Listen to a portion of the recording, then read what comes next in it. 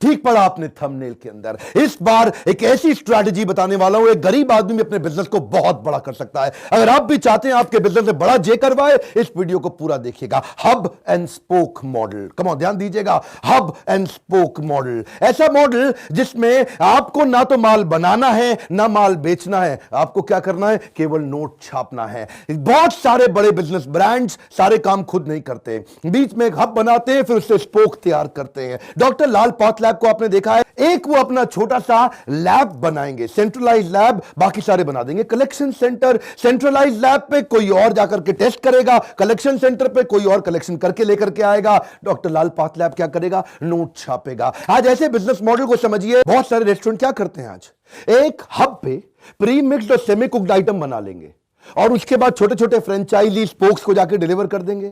वो वहां पे जाकर के लोगों को, कस्टमर को सर्व करते हैं। इससे क्या हुआ? आपकी रेसिपी आपके कंट्रोल में आ गई, आपका ट्रेड सीक्रेट आपके कंट्रोल में आ गया। किसी को पता भी नहीं चला कि खाना बनता कैसे है, और आपकी रेसिपी कोई कॉपी भी नहीं मार पाएगा। अमूल क्या करेगा? अपने ड्राई और कोल्ड वेयर हाउस रेडी करेगा, जहां से डिस्ट्रीब्यूटर और रिटेलर के थ्रू दूध अपने आप चला जाएगा। वो हो गया हब, बाकी सारे हो गए स्पोक। अगर आप कुछ ऐसा करो कि आपका पैसा आपको ना लगाना पड़े, हब पे पैसा कोई लगाए और स्पोक पे पैसा कोई लगाए। सबसे आसान एग्जांपल मैं आपको दूंगा, कोका कोला।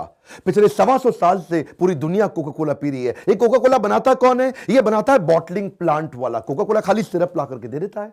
बॉटलिंग प्लांट वाले को बता दिया, इतना पानी डालो, इतनी चीनी डालो, इतना सोडा फिल कर दो उसको, और दुनिया भर में बेचो। बेचता कौन है? डिस्ट्रीब्यूटर रिटेलर बेचता है। बनाता बॉटलिंग प्लांट, बेचता डिस्ट्रीब्यूटर रिटेलर। कोका कोला क्या करता है? वो नोट छापता है। फ्लाई लाइट, कम ऑन, क्या? Asset light. इसी को बोलते हैं कि आप कैसे हब एंड स्पोक मॉडल से अपना केपेक्स, अपना खर्चा बाहर निकाल दो, दूसरे वाले खर्चा करेंगे, दूसरे वाले बेचेंगे। लीडरशिप फनल की हमारी पार्टिसिपेंट स्वाति वाई दंडे, ये छोटी सी बेकरी चलाया करती थी 1 साल पहले, जहां को 5 लाख रुपए महीने का काम होता था। अब ये 1 साल में 5 लाख से आ गई 5 करोड़ रुपए महीने पे। आने वाले साल में 50 करोड़ और 500 करोड़ रुपए आसानी से पहुंच जाएंगी। 1 साल पहले थी 1 ब्रांच, आज है पूरे पुणे के अंदर इनकी 100 ब्रांच। आप सोच रहे हैं ये कैसे किया इन्होंने? सुनिएगा ध्यान से सफलता की कहानी। स्वाति वाई दंडे, इन्होंने पहले ढूंढे मास्टर फ्रेंचाइजी, फिर ढूंढे फ्रेंचाइजी। मास्टर फ्रेंचाइजी केक बनाता है, फ्रेंचाइजी केक बेचता है। मास्टर फ्रेंचाइजी, एक स्ट्रैटेजी इनकी सुनिएगा। इन्होंने जो मशीन 2 करोड़ रुपए की होती थी ना केक बनाने की, उस पे इन्होंने बुद्धिमत्ता लगा के वो 2 करोड़ को कर दिया 20 लाख रुपया। अब 20 लाख रुपए की मशीन लगा करके मास्टर फ्रेंचाइजी सारा दिन केक बनाएगा, और फ्रेंचाइजी जो 4-5 लाख रुपए में छोटा सा अपना काउंटर खोलता है, वो केक बेचेगा। वो केक बना रहा है, ये केक बेच रहा है। स्वाति वाई दंडे क्या कर रही हैं? नोट छाप रही हैं बाय बिल्डिंग ग्रेट प्रोसेस। इसको बोलते हैं गल्ला छोड़ो कैंपेन। इस वीडियो को पूरा एंड तक देखिएगा, इसमें आपको स्टेप बाय स्टेप 10 स्ट्रैटेजी दूंगा। पहली स्ट्रैटेजी मैंने बातों बातों में डिस्कस करी, इसको बोलते हैं पैडमैन स्ट्रैटेजी। ये क्या होती है? अक्षय कुमार की आपने पैडमैन मूवी देखी थी? पैडमैन मूवी में जिसने ओरिजिनल पैडमैन जो आदमी था, उसने 3 करोड़ की मशीन लगती थी महिलाओं के लिए सैनिटरी पैड बनाने के लिए। वो 3 करोड़ की मशीन को पैसा घटा के वो 65,000 रुपए में ले आया। अब एक छोटा व्यापारी गांव के अंदर 65,000 की मशीन लगा करके महिलाओं के लिए सैनिटरी पैड बना सकता है। उससे इंस्पायर होके अपनी स्ट्रैटेजी बिल्ड करी, पैडमैन स्ट्रैटेजी। केक बनाने की जो मशीन थी मास्टर फ्रेंचाइजी को देने के लिए 2 करोड़ की पड़ती थी, इन्होंने इसको 20 लाख कर दिया। मास्टर फ्रेंचाइजी फटाफट सारे इनके पास चले आए। दूसरी स्ट्रैटेजी सुनिए, वो क्या है? काटो, घोलो और लगा लो। सुनिएगा ध्यान से, वो बालों के लिए बोलते थे ना, पहले काटो, घोलो, लगा लो। इन्होंने एक ऐसा प्रोसेस बिल्ड किया कि मास्टर फ्रेंचाइजी को केक बनाने में दिक्कत ही ना आए। ऐसे सारे प्रीमिक्स तैयार कर दिए, स्टैंडर्ड ऑपरेटिंग प्रोसीजर तैयार कर दिए। प्रीमिक्स लाओ, घोलो, फटाफट करो, केक रेडी। क्या रेडी? हाँ रेडी। इतना आसान कर दिया। आप देखिए इन्होंने फ्लो चार्ट बना दिए। इससे क्या होगा? अब केक हर बारी अलग अलग नहीं लगेगा, हर बारी केक एक जैसा आएगा, टेस्ट ऐसा होगा। इसीलिए तीसरी स्ट्रैटेजी बनाई, बोलते हैं असेंबली लाइन स्ट्रैटेजी। ये असेंबली लाइन स्ट्रैटेजी में सारे स्टेप डिसाइडेड है। इससे अनहाइजीनिक जो भी गंदगी का सिस्टम में खत्म हो गया।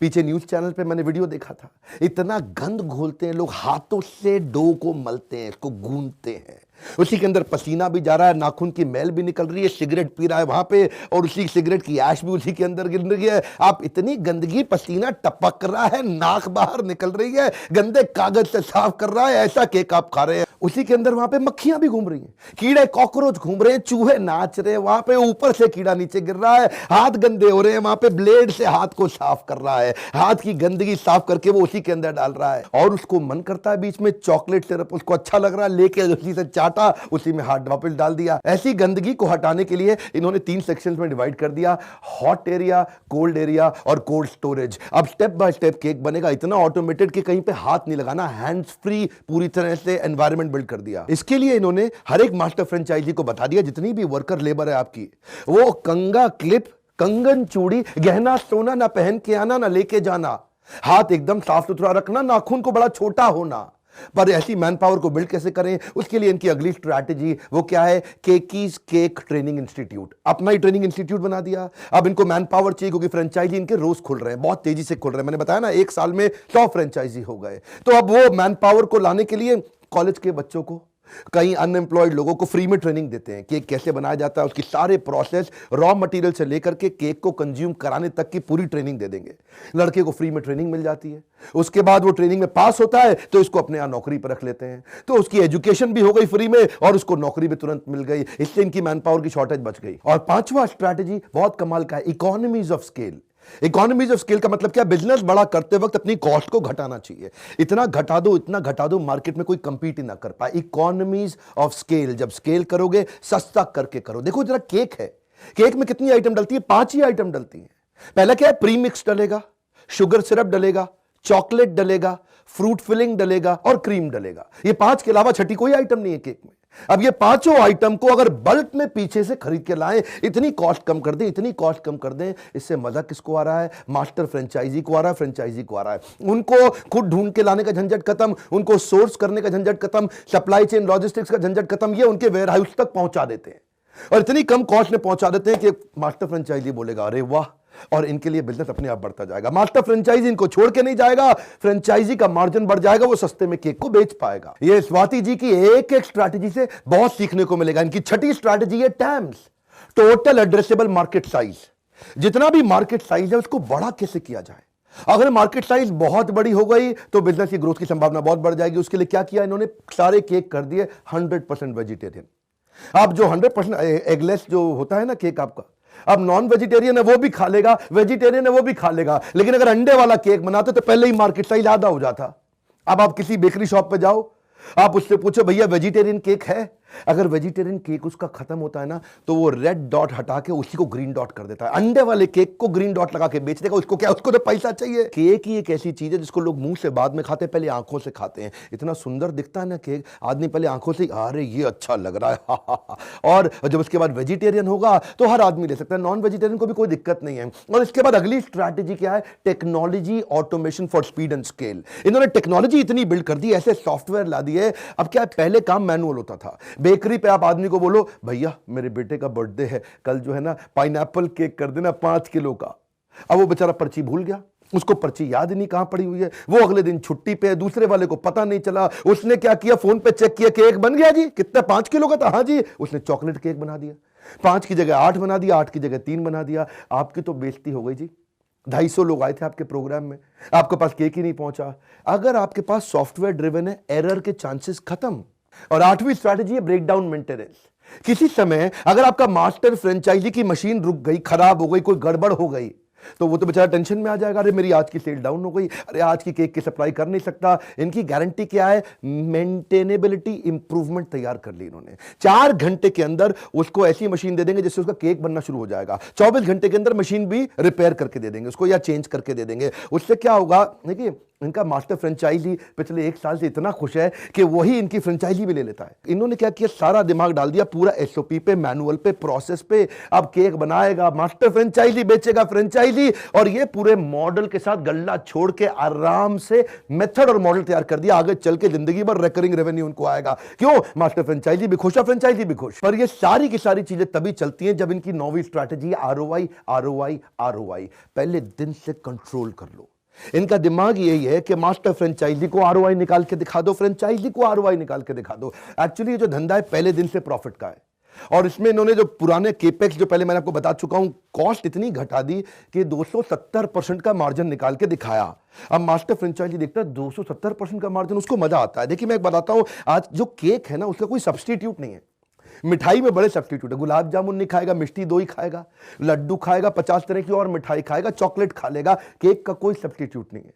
बर्थडे पे केक काटना ही काटना, और आजकल तो बर्थडे आदमी 3-3, 4-4 बार दिन में मना लेता है। एक बार ऑफिस में मनाएगा, रात को अपनी वाइफ के साथ मनाएगा, शाम को किसी और के साथ भी मनाएगा। आजकल लोग बर्थडे कई बार मना लेते हैं, तो केक चाहिए, केक के बिना कोई सिस्टम ही नहीं है। और यही नहीं, नई गाड़ी खरीदेगा, मकान खरीदेगा, कोई बेबी शावर का, आप कोई भी फंक्शन उठा लो, मैं देख रहा हूं आजकल लोग केक जरूर लेकर के आते हैं। तो सिंगल फोकस उन्होंने केक बनाया, कैलकुलेशन गणित ऐसा बना दिया कि मास्टर फ्रेंचाइजी भी कमाएगा, फ्रेंचाइजी भी कम पैसा लगा के कमाएगा, आराम से खाएगा। और क्विकली 10वीं strategy, low cost marketing ideas. अगर आप पुणे से है ना, तो केकीज को ना जानते हो इसकी संभावना बहुत कम है। इनके आइडियाज भी बड़े अच्छे हैं। ये क्या करते हैं, अगर किसी को 5 किलो का केक चाहिए, कोई छोटा बच्चा है, उसके घर में फंक्शन है, तो ये साथ में उनसे 2-3 हजार रुपए तो एक्स्ट्रा लेंगे, लेकिन उसमें इतनी सारी आइटम्स दे देंगे, जैसे उनको 6 बढ़िया से कटआउट्स बना करके देंगे। जैसे लड़की है तो पूरी बारबी की थीम बना देंगे, लड़का है तो पूरा छोटा भीम का थीम बना देंगे, साथ में मैस्कॉट भी लेके आते हैं, वो छोटा भीम की ड्रेस के अंदर आता है, गाना चलता है भीम भीम भीम छोटा भीम छोटा। और बाद में ना बच्चे को सुंदर सी डीवीडी बना करके दे देंगे, और वो सारी डीवीडी देखेगा, सारी इसमें फोटोग्राफ्स होंगे,